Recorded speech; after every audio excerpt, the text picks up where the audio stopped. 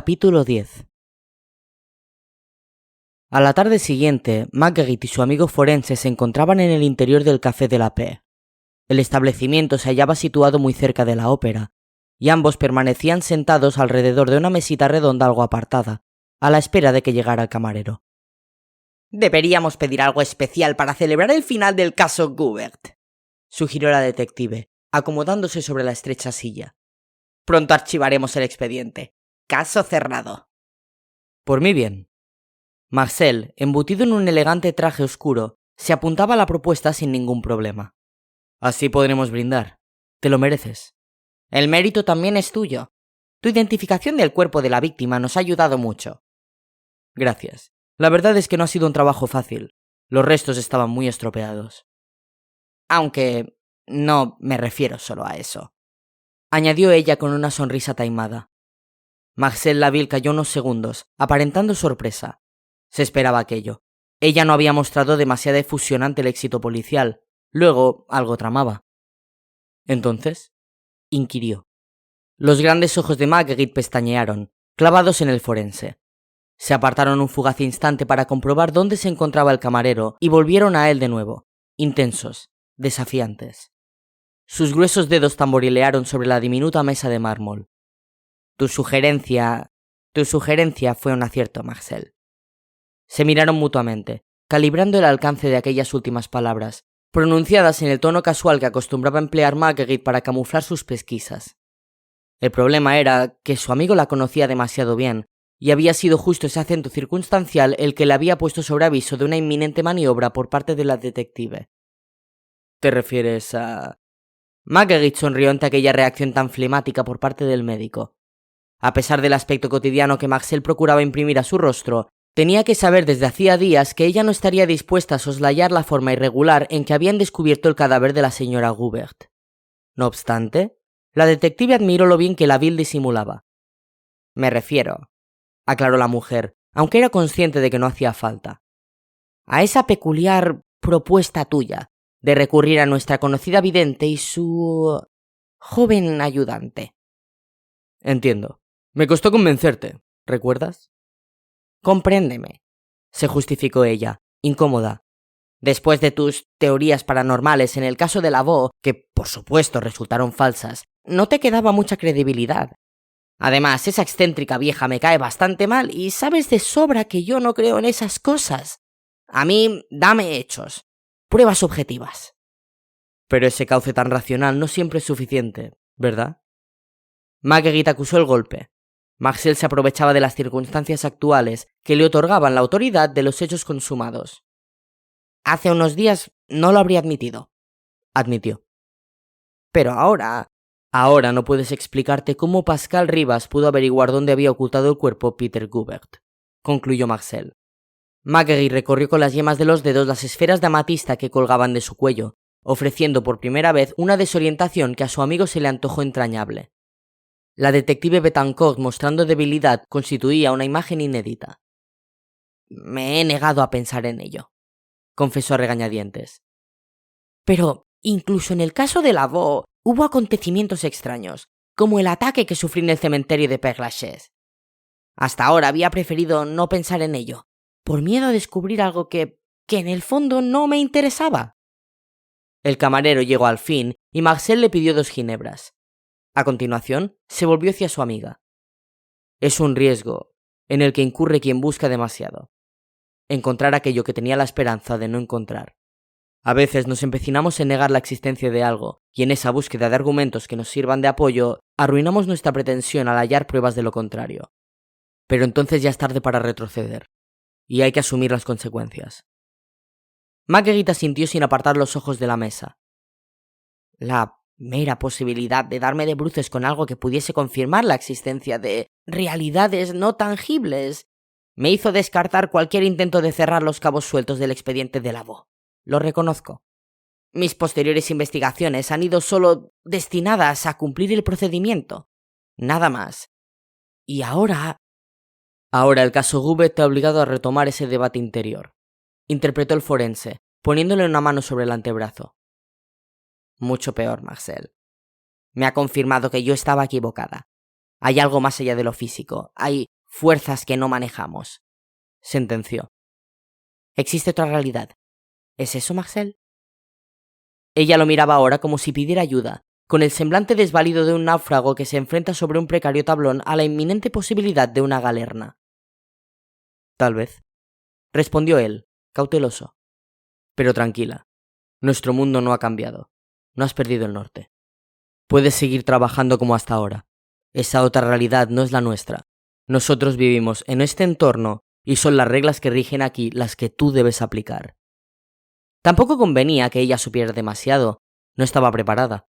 A él le bastaba con su complicidad pasiva. Ya no sé qué pensar, insistió la detective. Entiendo que te costará tanto atender a mi propuesta. Siento que mi iniciativa te haya colocado en esta crisis existencial, pero era necesario.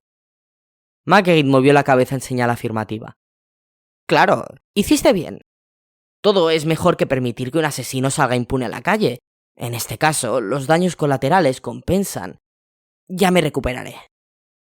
No me cabe la menor duda, convino él, sonriendo. Eres demasiado fuerte. Te adaptas a todo. Superarás esto, como ya has superado otras tantas cosas, y lo convertirás en un avance personal.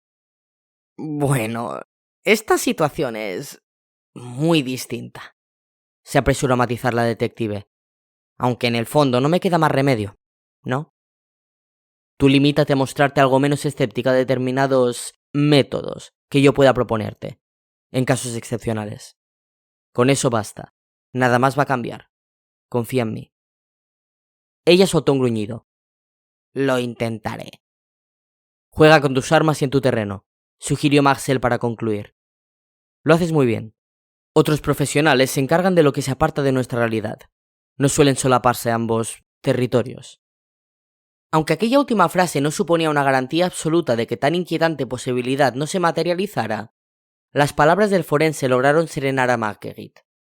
La detective acababa de extraer de su bolso un paquete de tabaco y un mechero, que tendió a Marcel recuperando su calculadora sonrisa. Él rechazó la invitación. ¿Y todo esto? Planteó. ¿Dónde te coloca a ti? El forense se tomó su tiempo antes de contestar. Betancourt volvía a ser la de siempre.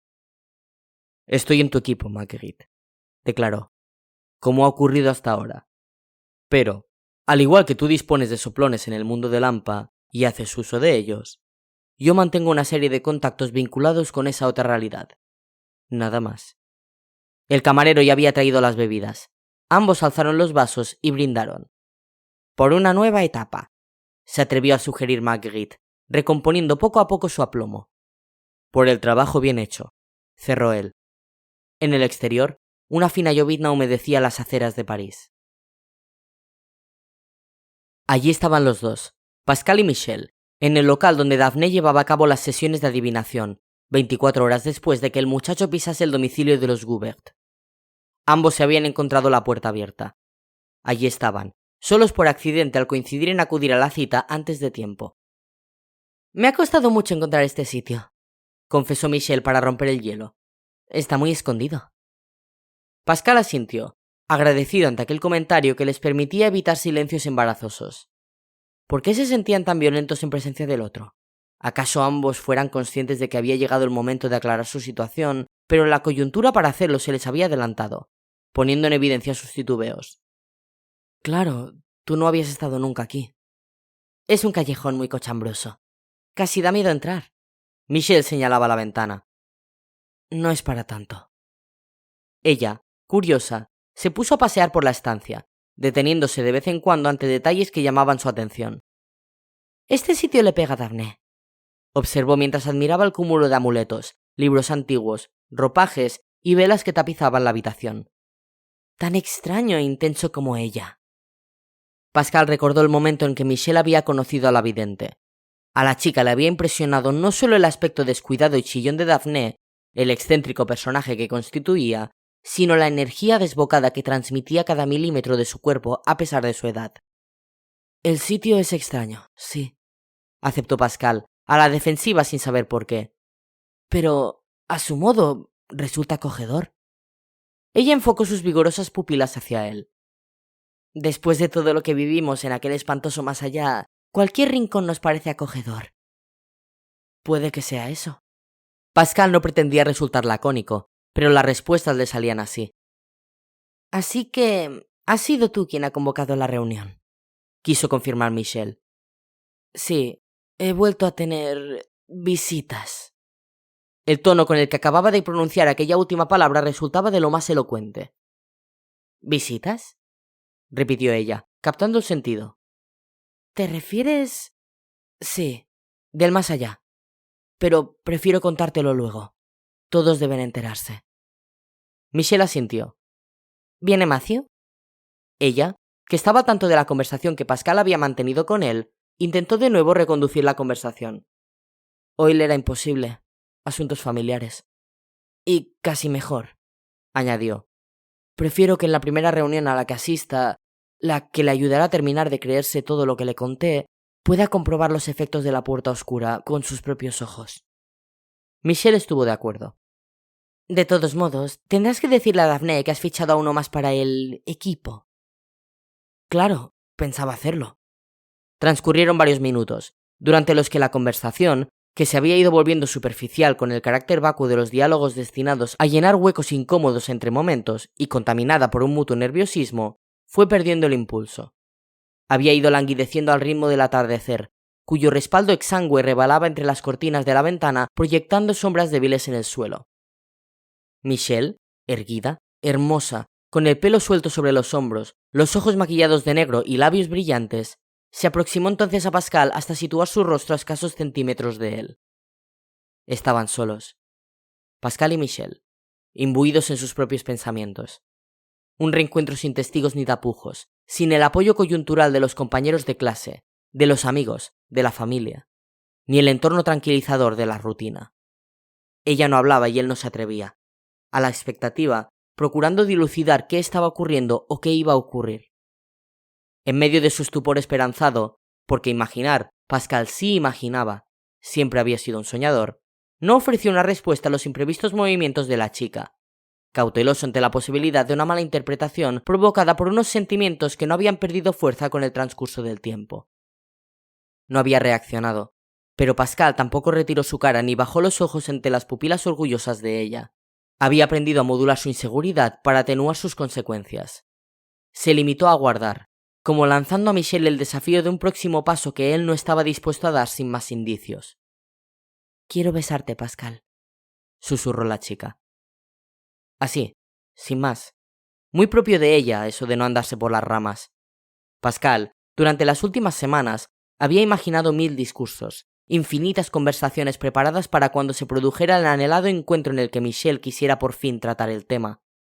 Pero ninguno de sus simulacros soñados le había preparado para aquel comienzo.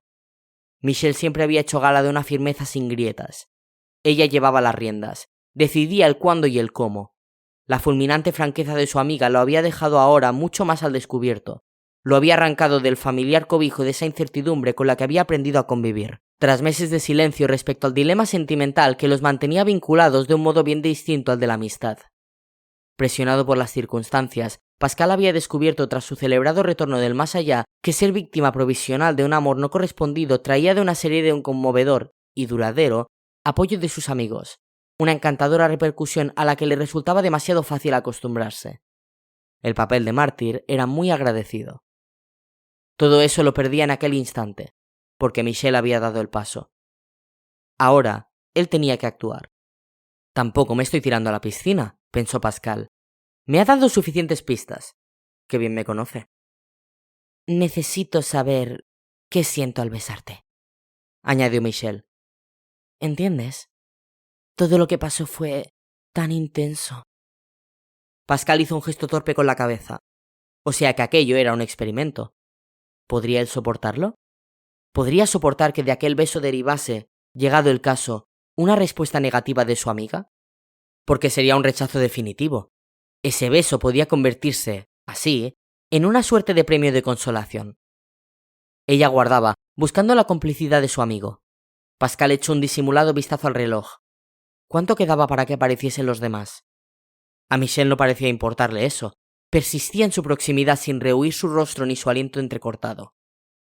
Pascal llevó sus manos a la cintura de ella y la trajo hacia sí con lentitud, terminando de vencer los centímetros que los separaban, sin añadir nada. El corazón le palpitaba demasiado fuerte, no podía oír nada que no fuesen sus propios latidos. Michel se dejó llevar. En su gesto final, algo cohibido, Pascal acertó a vislumbrar que tampoco ella dominaba la situación, y eso le ayudó. Ambos fingían una naturalidad que se había desvanecido en los últimos minutos. Pascal cerró los ojos al mismo tiempo que ella y sus bocas entreabiertas, expectantes, se unieron. Él sintió la humedad cálida que le recibía y recorrió despacio los carnosos labios de Michel, saboreándolos. Había soñado tanto aquella escena que podía evocar cada detalle que ahora no podía ver, deslizando su rostro con delicadeza, como recorriendo por dentro aquella sonrisa que conocía tan bien. Se dejó llevar por la tibieza de los labios de su amiga, por la suavidad con que ella recorría su boca, en un contacto soñado desde hacía mucho tiempo. El chico había dejado sus manos olvidadas sobre las caderas de Michel, en una muestra de esa incomodidad que no había desaparecido por completo. Ella, que apoyaba las suyas en los brazos delgados de su amigo, tampoco había querido ir más lejos.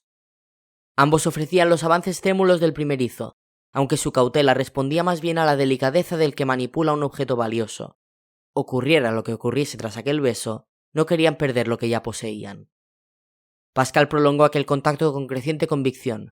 Se había olvidado incluso de que podían aparecer sus amigos en cualquier momento, hasta que una imagen desestabilizadora afloró en su cabeza de un modo súbito, inesperado, que rompió en añicos el cauce de sus pensamientos.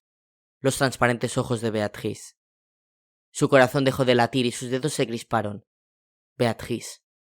Por Dios, ¿a qué venía en aquel preciso instante un recuerdo tan comprometedor?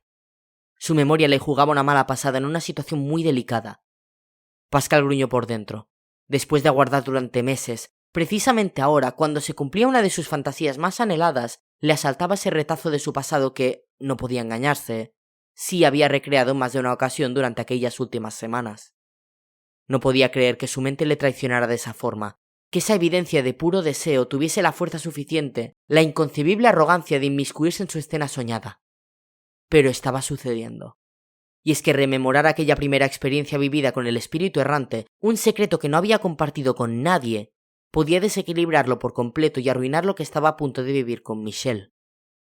Ella, ajena al conflicto íntimo del viajero, había tomado la iniciativa mientras Pascal se dejaba hacer, absorto en lo que consideraba una traición de lo más rastrera.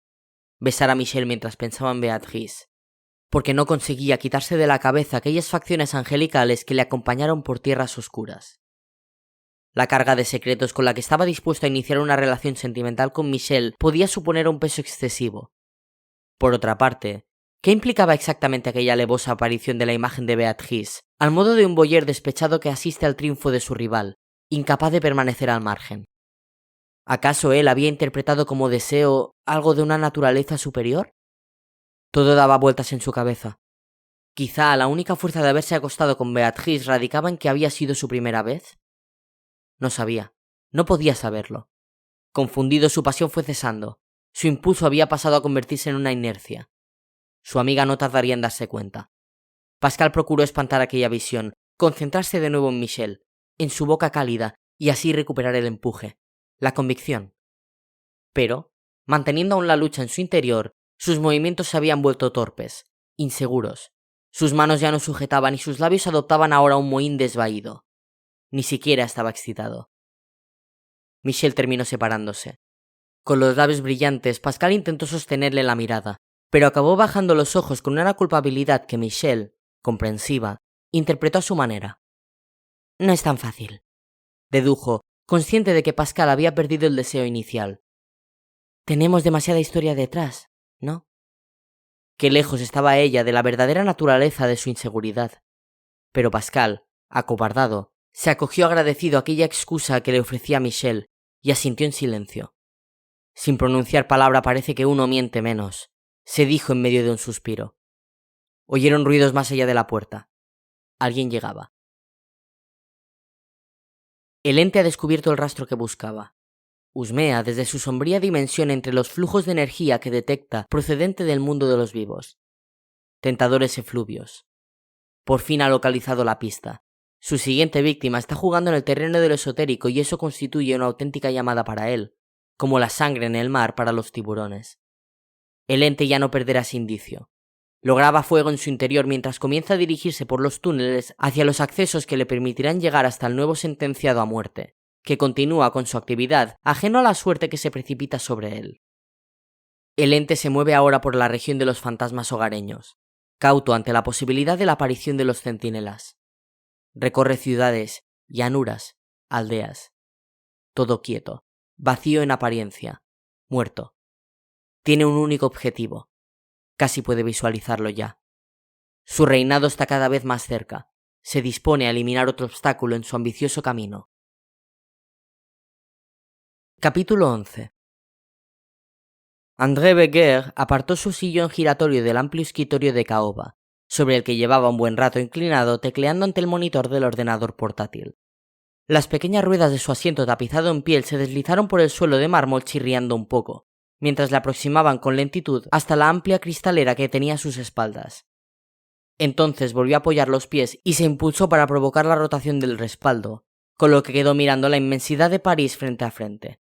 Era como estar volando ante él, solo aire, y bastante más abajo, las primeras azoteas de los edificios de mayor altura. Oteó el panorama mientras se ajustaba el cuello de su corbata de seda marca Hermès. El reflejo de su rostro sobre el vidrio surgía como una tenue cortina frente al paisaje urbano, mostrando sus facciones duras, su mirada azul de inevitable frialdad, sus mejillas rasuradas a la perfección. Esbozó una sonrisa cargada de prepotencia. Impresionante atardecer.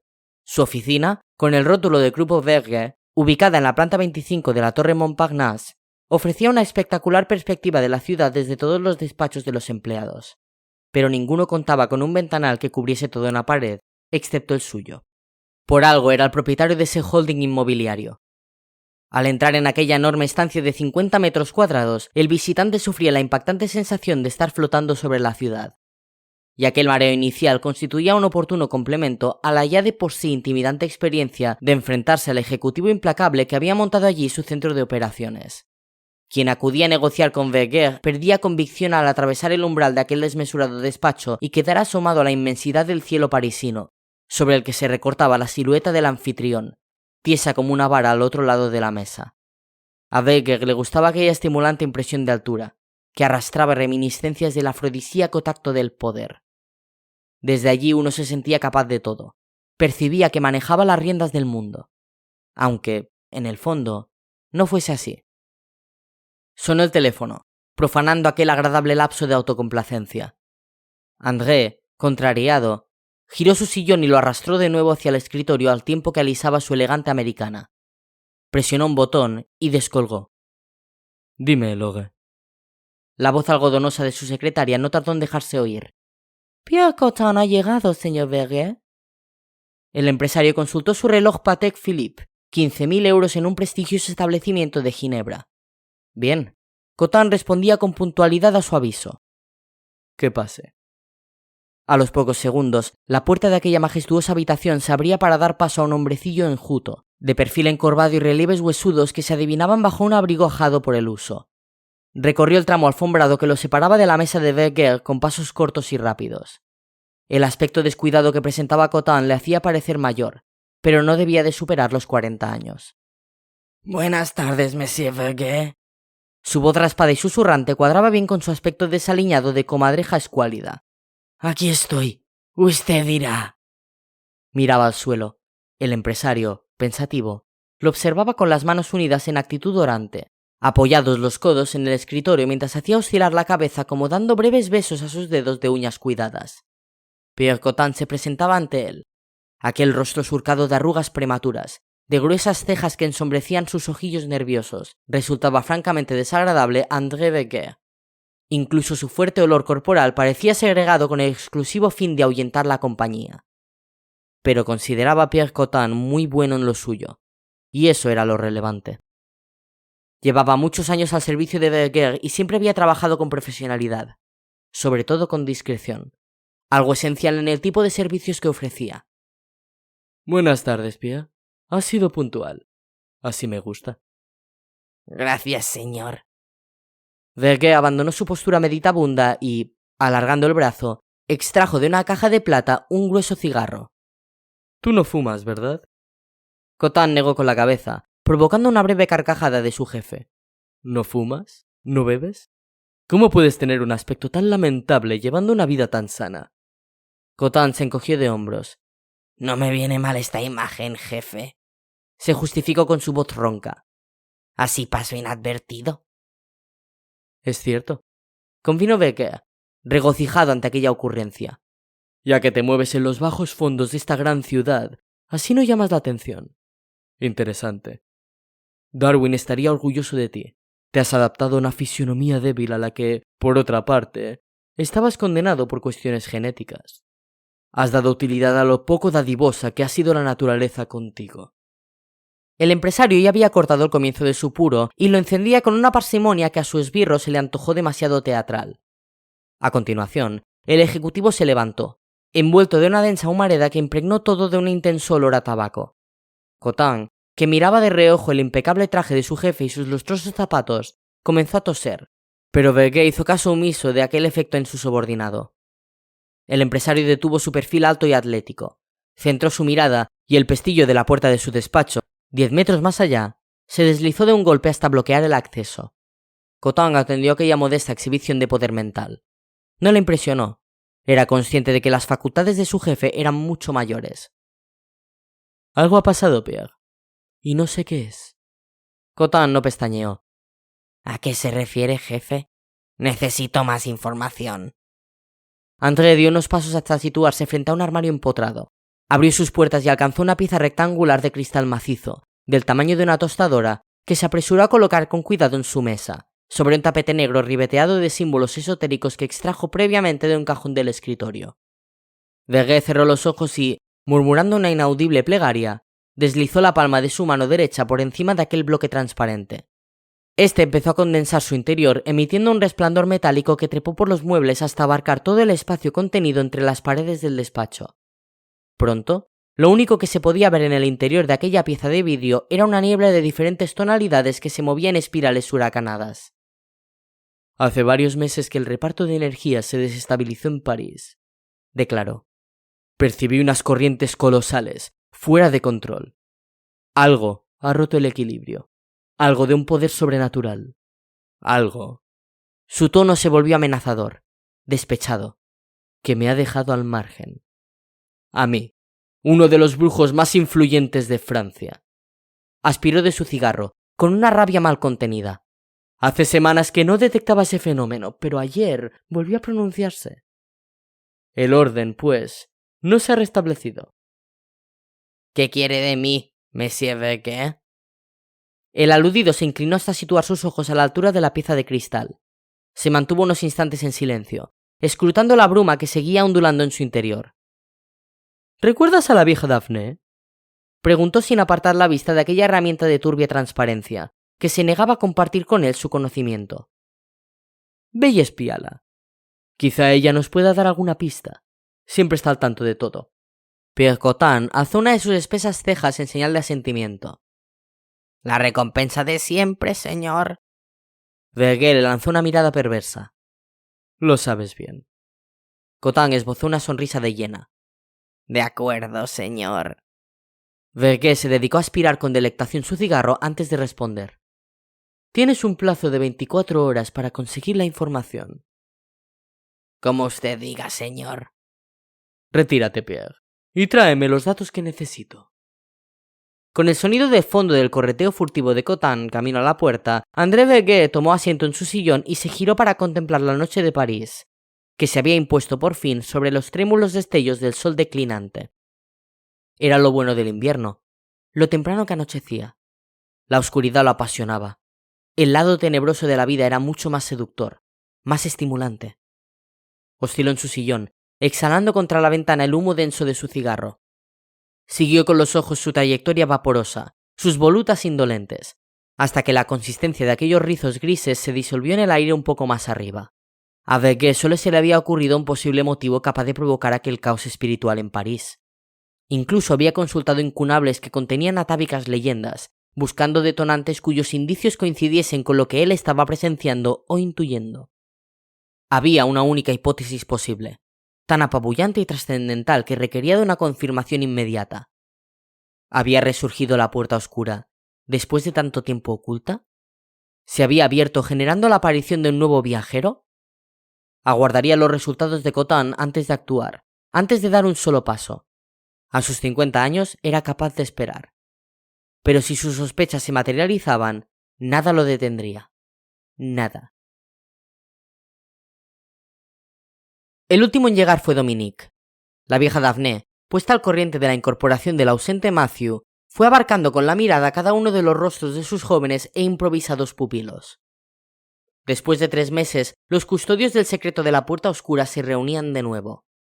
La bruja percibió en el gesto de Pascal y Michel un sutil rubor, una leve conmoción que ambos procuraban revestir de nerviosismo o impaciencia. La vidente frunció el ceño, perspicaz. Dominique, desde su silla de ruedas, también atendía al aspecto acalorado que presentaba la pareja de amigos, rastreando en sus gestos poco naturales algún síntoma que le permitiera justificar su repentina suspicacia. ¿Había ocurrido algo que él no supiese? De ser así, ¿cuándo había tenido lugar? Jules era el único que sabía que ellos dos habían estado solos en aquel lugar esa misma tarde, al haber sido el siguiente en llegar al local de la vidente. De todos modos, continuaba sin recuperarse de la perenne fatiga que parecía acompañarle sin descanso desde el ataque del vampiro meses atrás, así que tampoco estaba para muchas deducciones. Al menos su aspecto, demacrado y pálido, no distaba mucho de la apariencia que siempre había ofrecido y que seguía quedando muy bien con su vestuario gótico. Sus camisetas siniestras, el abrigo de cuero negro con las solapas levantadas, las botas oscuras. «Sentaos donde podáis», invitó Daphne con su voz áspera, señalando sillones y sillas repartidos por toda la estancia, el desvencijado salón que casi todos conocían. «Ha llegado el momento de que hablemos». Los jóvenes obedecieron mientras la bruja cerraba con llave la puerta del local y arrastraba una pesada cortina para tapar la única ventana de la habitación. Necesitaban intimidad, y la luz los hacía demasiado vulnerables ante cualquier eventual fisgoneo. «Pascal actuó ayer como viajero», comunicó, solemne y sin preámbulos. «Eso ha marcado el final del tiempo de cuarentena que acordamos a su retorno». Todos lo sabían ya. Dominique frunció el ceño. «¿Y eso por qué?», preguntó, volviéndose hacia Pascal. «Creía que seguíamos como siempre». La vidente se pasó un pañuelo por las comisuras de los labios y se acomodó en su sillón antes de responder. «Como sabéis, la condición de viajero otorga diferentes potestades en ambos mundos», comenzó. «Una de ellas, que quizá no conocíais, es la capacidad de acceder a la memoria retenida en los lugares. El guardián y yo le pedimos que nos ayudase con ese don en un caso muy urgente, y él accedió». Salvo Pascal, los demás se quedaron como estaban ante aquellas frases de contenido tan enigmático. La vidente se apresuró a explicar en qué consistía esa peculiar competencia que acababa de mencionar, y en pocos minutos todos asentían con la cabeza. Después de lo vivido meses atrás, ya nunca se encontrarían con nada que no estuvieran dispuestos a creer, si provenía de una fuente fiable. «Alucinante, una vez más», farfulló Jules. Incluso en medio de aquellas solemnes circunstancias, Dominique no pudo evitarlo. Se imaginó poseedor de aquel don y no tardó en precisar el lugar al que acudiría a recrear alguna escena del pasado reciente: las duchas del vestuario femenino del Lycée. Madre mía, aquella capacidad no tenía precio. Ver sin ser visto. Dominique ya se imaginaba esquivando bellezas, flirteando entre imágenes de chicas desnudas, bajo chorros humeantes de agua que a él, sin embargo, no le mojaban. Tragó saliva, dejando volar sus fantasías. Una de sus manos le traicionó con el movimiento comprometedor de una caricia a un cuerpo imaginario, que interrumpió al instante, algo azorado. Al menos nadie había advertido su extraño comportamiento. La certeza de que, por desgracia, el disfrute de aquella visión retrospectiva no podía compartirse devolvió a Dominique a la realidad de un modo brusco.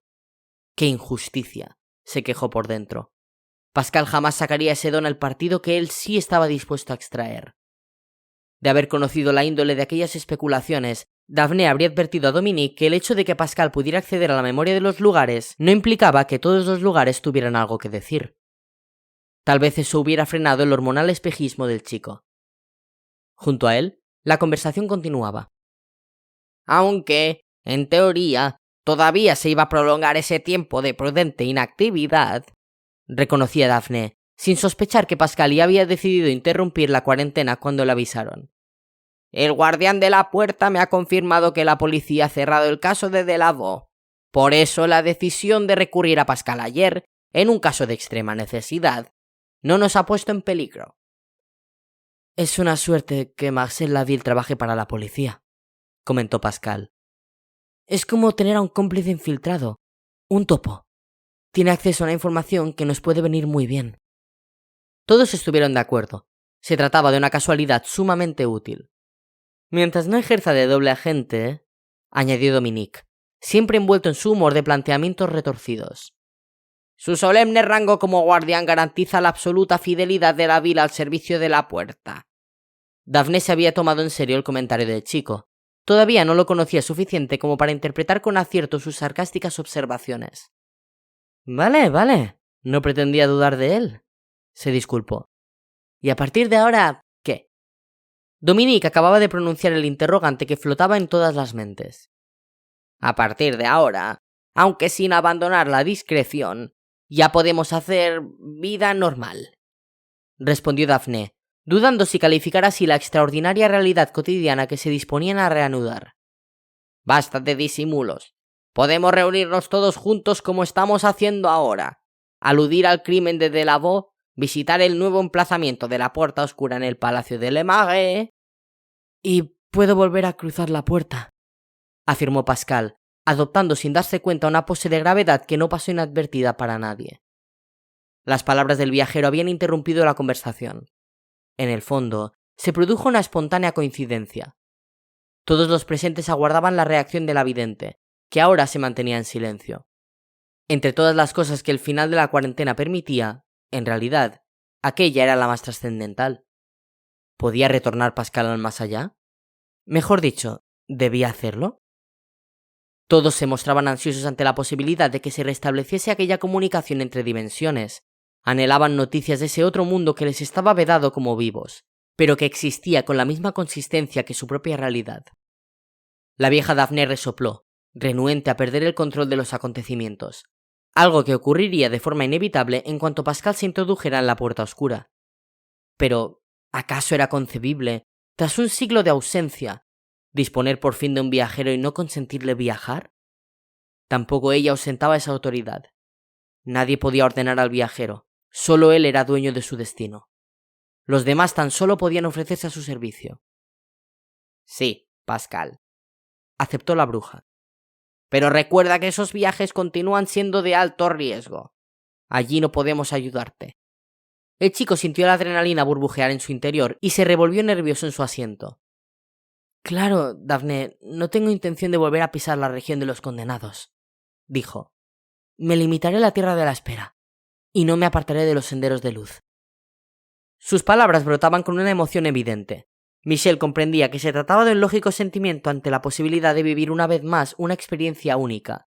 Pero al oírle hablar así, lo que le vino a la mente fue la imagen de aquella chica misteriosa, Beatrice, que le había acompañado en su rescate por el más allá. Sí, aquella chica estaba muerta, lo sabía, pero no lo parecía, y además era muy guapa. Durante el secuestro de Michel, Beatrice y Pascal habían compartido un tiempo, una intimidad, y eso le dolía muy dentro, aunque no estuviese dispuesta a reconocerlo. ¿Celos? Michel no podía creerlo. Se resistía a caer en algo que tantas veces había criticado en los demás. Nunca habría imaginado aquella situación sufrida en primera persona. ¿Y celosa por qué? Por otra parte, cuando ni siquiera Pascal y ella eran capaces de concretar en qué circunstancias se hallaba su relación. Michel recordó el beso que acababa de compartir con su amigo, mirándolo a la cara mientras todos discutían sobre planes inmediatos. Él no se daba cuenta, demasiado absorto en sus propias emociones. Aquel primer beso. Michel rememoró su tímido comienzo, el roce inexperto de los labios de Pascal, su ardiente continuación, y su titubeante final, que ella había precipitado a regañadientes viendo que, de alguna forma, estaba perdiendo al chico. ¿Qué le había ocurrido a su amigo? ¿En qué pensaba? Al separarse, y solo durante unas décimas de segundo, Michel había detectado en los ojos del chico un hermetismo, una ausencia furtiva que él se había apresurado a ocultar, aunque tarde. El Pascal viajero, aquel que había rescatado a Michel en las desoladas tierras del mal, albergaba muchos enigmas. Por mucho que ella pretendiese recuperar a su amigo de siempre, en algunos aspectos había cambiado, y lo había hecho de forma irreversible. No obstante, a pesar de aquella extraña forma de terminar el beso y de la aún más rara reacción de Pascal, a Michelle le había gustado mucho aquel contacto. ¿Para qué negarlo? Y todavía sentía su suave cosquilleo. Durante aquellas semanas había pensado mucho en él, mucho más de lo habitual, y en un sentido más intenso. Ella odiaba la incertidumbre. Por eso esa misma tarde se había lanzado en plan suicida aprovechando la oportunidad que le ofrecían las circunstancias. Ella no se arredraba ante nada. Frente a cualquier vacilación, optaba por la intervención más resolutiva y asumía las consecuencias que se derivasen de ella. Y le había gustado. Algo especial sí sentía por Pascal, lo suficientemente sólido como para que el riesgo de que afectara la amistad que compartían perdiera algo de protagonismo. ¿No constituía semejante hecho una respuesta a su duda? Sin embargo, ahora el conflicto, el dilema, parecía haberse desplazado hacia Pascal. Daphne había recuperado, mientras tanto, su actitud silenciosa, y adoptaba en aquel momento un gesto ceñudo que los chicos no supieron interpretar. La mente de la vidente volaba hacia su compañera Agatha, con quien no había logrado contactar desde su angustiosa intuición del día anterior, algo que se sumaba a las misteriosas visitas sobrenaturales que Pascal había recibido. ¿Volvían las aguas a agitarse? ¿Tan poco descanso les concedían los acontecimientos? Comenzó entonces el relato del viajero, que narró con detalle los inquietantes ataques a los que se había enfrentado en su casa y en los vestuarios del Lycée. Otra incógnita más. Ninguno de los presentes, centrados en sus propias cavilaciones bajo la voz pausada del viajero, podía percatarse mientras tanto de los movimientos sospechosos de un desconocido junto al tabique del local de Daphne, en el exterior. Una silueta encorvada que merodeaba hacía rato por el Passage d'Argenson, ese oscuro callejón al que daba la ventana que la vidente había tapado con la cortina al comienzo de la reunión. Una silueta que, poco después, se deslizaba para perderse definitivamente en la noche.